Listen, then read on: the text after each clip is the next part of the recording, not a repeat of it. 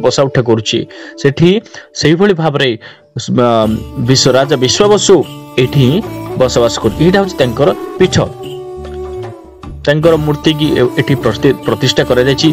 कहा जाए कि एई गछ मूले ए बटवृक्ष मूले शबर राजा विश्वावसु एठे तांकर बसति स्थापन थिला। एठी से बसठ बा चालीचलन तांकर थिला। एठी ये होछि से बटवृक्ष मूल। आपण सुनिथिबे नीलमाधव ठाकुर अछंती जेठाकू राजा विश्वावसु एठू ही पूजा करिया पे नीलमाधव पाखु जाइथांती। आपण से स्टोरी आपण शुणिबे नीलमाधवंकर कहानी राजा विश्वावसुंकर कहानी शुणु। आपण पुंखानुपुंख भाव में सविशेष विवरणी आप जापर जे आप मन भर जहाँ सन्देह अच्छी आपण भल भाव भी जापर। ये हूँ से मंडप देखु बहुत सुंदर लगुच। जिते पहुँचली से स्थान देखिली मत अनेक गुड़े माने प्रश्न जहाँ थिला से देखला मात्र के ही तार उत्तर सब बाहरी पड़ूला। आउ मन भर एमती भावना आसुला सत्य जेपरी एबे ही मु राजा विश्वास को ये बसुथिबार अनुभव करिपारुछि।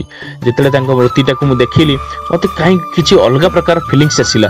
आपण माने आसंतु देखंतु मु कहूछि हुए त आपण को एटा मु कोन मिछ गुडी कहूछि बा एमिति काहे कि कहूछि बोले आपण फीलिंग्स करथि। आपण को मन भीतर बहुत गुडी प्रश्न ही आसुथिबो किंतु मु त आपण को रिक्वेस्ट करूछि थरे आपण को देखंतु ए स्थान को आसंतु बसंतु किछि समय आपण अनुभव करंतु। अनुभवर ठाकुर आपण अनुभव जहाँ ही करिवे सेहा ही सत्य।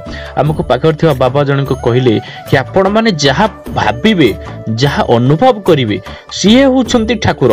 ये ठाकुर को कि देखि नाहती ठाकुर की स्पर्श करि नाहती किंतु ठाकुर को अनुभव करछंती कि केते प्रकार कि कहूछि हां पवनटे पळेला मते ठाकुर स्पर्श करिकि पळेले कि कहउछंती हां एठी आज गछटी हलिला ठाकुर ये अच्छा। तेणु विभिन्न प्रकार शैली विभिन्न प्रकार भावना जी जो भाव में अनुभव करते ठाकुर को से भाव ही देखी थाए। तो आपण मैंने बसंतु संध्या समय आसतु बसंतु कौन अनुभव कर निजे ही अंगे देखी पारे।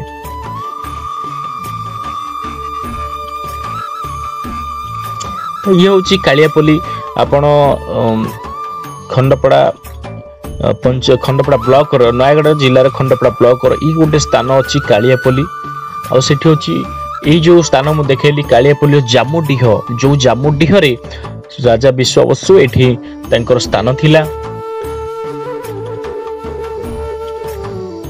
ये होची सही स्थान जो स्थान सियाली लटारे भगवान श्री कृष्ण एठी ये लीला त्याग करथिले तांकर जीवन को समाप्त करथिले।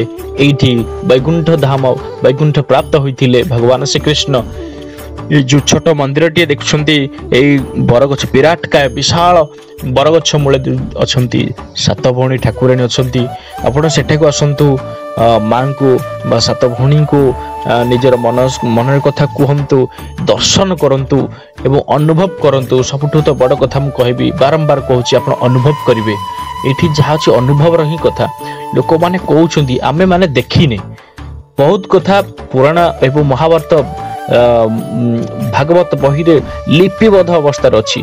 आमे पुराना बा पूर्व कालर लोक मान जहाँ शुणुचे से किसी परिमाण आमे विश्वास करुचे आ किसी परिमाण आमे विश्वास करूने।